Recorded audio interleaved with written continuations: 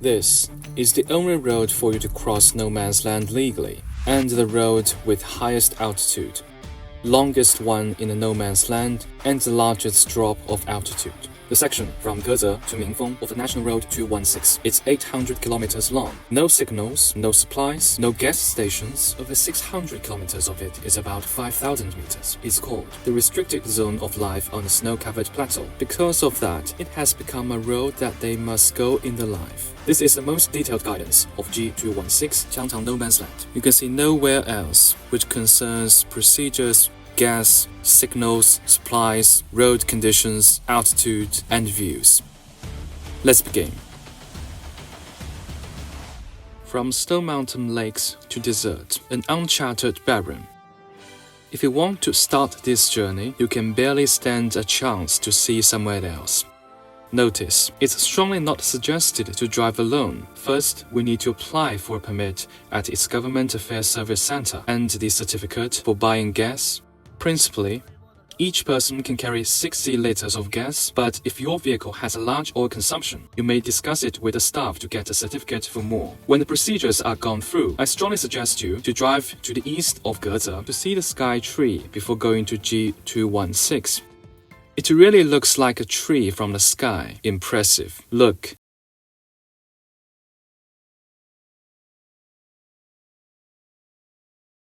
It's an irregular ditch created by the water, which goes through the culvert. The shape it has made is exactly like a tree. It's marvelous. Nature is breathtaking. Leaving Geze County, this lonely journey of 800 kilometers began. Entering Qiangtang No Man's Land, the view in front becomes grand. Lakes of all sizes on both sides. Each deserves to appreciate. The Kairos Qiangtang and white wolves show up from time to time. Seems like they're telling you that it is not a place for human, but a paradise for wild animals. The plains ahead nearby can prove its toughness and danger.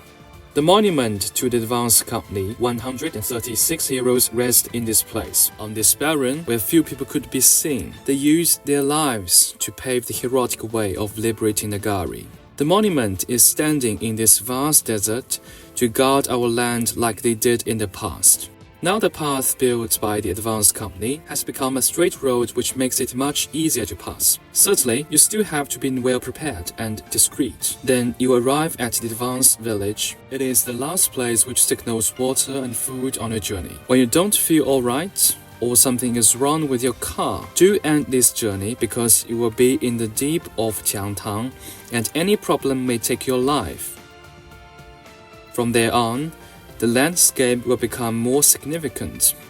Lake Meiru, Lake Camel, Lake Moon, and Lake Hishibe. It's more than 10 lakes. The blue lake surface reflects the snow mountains from a distance. It's too beautiful to be described by any words. You can genuinely experience 4 seasons in a day. The next black volcanic landfall makes you wonder it's Earth or Mars. Keep going. The mountains far away is Kunlun Mountains, the ancestor of all mountains. The altitude keeps rising. It feels like passing through the duds. The blue sky and the white duds are under our feet. Now you have learned why Xizang is called the third pole of the world. When you pass the Kunlun Mountains, Xinjiang awaits you. The altitude drops sharply from 5,000 to 1,000. Out of the Kunlun Valley is the Tairian Basin, the last section of our 800 kilometers journey. What you see is totally different. The largest desert in China, the Taklamakan Desert, lies beside you. Drive along it for a while and you will arrive at its terminal, Minfeng County. You may finish at that section within a day at the higher speed, but I suggest you to spend the night outside if you can.